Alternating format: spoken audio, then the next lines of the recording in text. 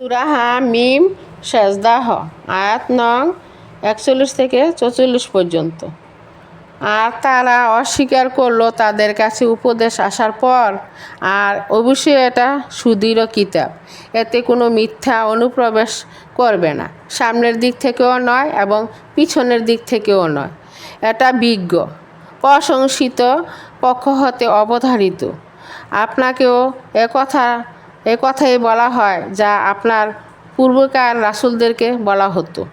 আপনার রব তো বড়ই ক্ষমাশীল, মহা যন্ত্রণাদায়ক শাস্তিদাতা। আর আমি যদি এই কোরআনকে অনারবি লোকদের নিকট নাজিল করতাম, তবে তারা বলতো আয়াতের ব্যাখ্যা করা হয়নি কেন, তা অনারবি, সে আরবি।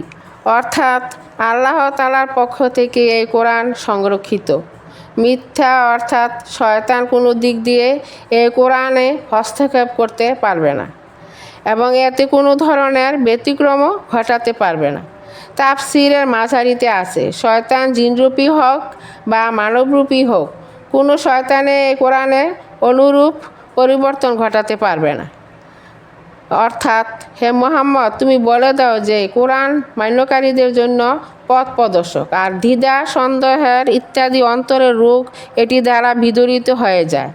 আর অমান্যকারীদের কানে এটি বোঝাস্বরূপ, অর্থাৎ তারা কোরআনের বিষয়বস্তুকে বুঝে না আর তার বর্ণনার সৎ পথে আসে না।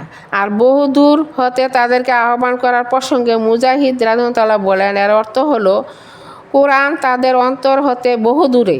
ইবনে জারির রাদিয়াল্লাহু বলেন, এর অর্থ এই যে তাদের সাথে বাক্য আলাপকারী যেন বহু দূরবর্তী স্থান হতে তাদেরকে আহ্বান করেছে, যে তার কথা তাদের বুঝে আসে না।